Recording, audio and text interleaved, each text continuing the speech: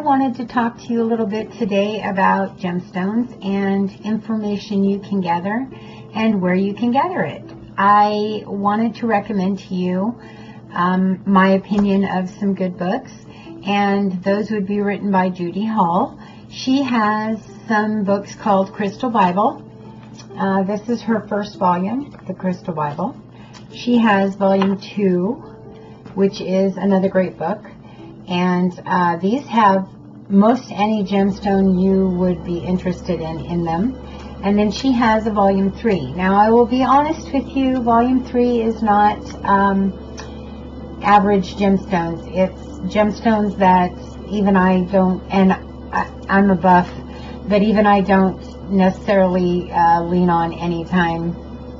They're rare and unusual gemstones. So, I mean, some people may be interested, and I am interested. I do read it, but it's not my go-to. My go-to are 1 and 2. Definitely 1, and 2 has quite a bit of information about gemstones I use and am interested in. Number 1 is the number 1 book for me. She also has another book that's really, really good, and it is called Crystal Prescriptions. This book is amazing. You can flip this book open to just about any page, find something that you're suffering from, say fatigue, and she will have every gemstone that can help you in here. Carnelian, amethyst, ametrine, bloodstone, blue opal, and the list goes on of gemstones that can help you with that particular disorder or problem. Now, these are medical and magical, mostly medical. I mentioned in my previous video that there were medical things you could use gemstones for, and this is what I was talking about. She also explains in here how you can use elixirs and how you can actually make those elixirs. I'm not going to go into how to make them at the moment. Well, maybe I will a little bit. So you can actually you want to use a glass bowl, and you want to have a glass jar available and ready for you, and you want to make sure that that jar is not see-through glass. You want to make sure it's a dark glass like you do with tinctures. And you take that bowl and add your crystal of choice. Again, you can look through the books and find what crystal is appropriate for what the problem is that you're facing. And I want to cover some of those crystals and problems in the future.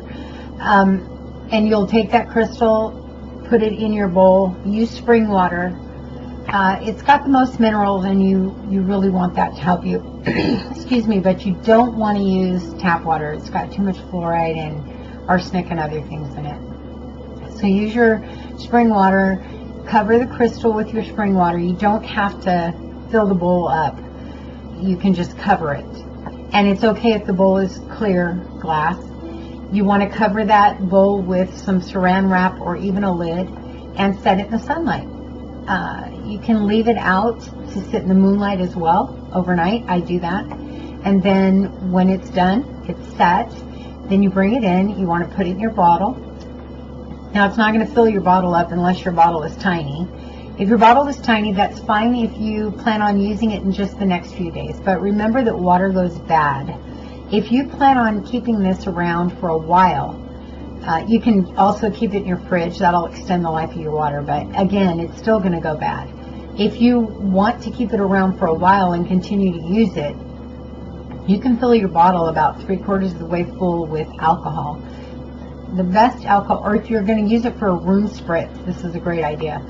Alcohol meaning liquor alcohol. So you can use rum, you can use brandy, you can use vodka. You want to make sure that it's at least 80 proof, which will give you 40% alcohol. You can use that then with an eyedropper to take internally, and you can use it as a room spritz. You can use it to wash, such as your altar or tools or whatever it is you choose to use it for. Please be careful. There are gemstones that are not suitable for ingestion. Malachite is one of those. Malachite is a poisonous gemstone. Selenite actually can melt or get damaged in water. It's a very soft crystal. There are others. So please do your research. There are stones that are simply not suitable for ingestion. or even, like I said, with selenite, you don't want to put that in a liquid form unless you're leaving it in that liquid form forever. You don't want to put it in there and then try to take it out and use it later. So with a quartz crystal, you can put it in your water, use it as you want to use it, and then take it out, cleanse it, recharge it, and do it again. You can use it more.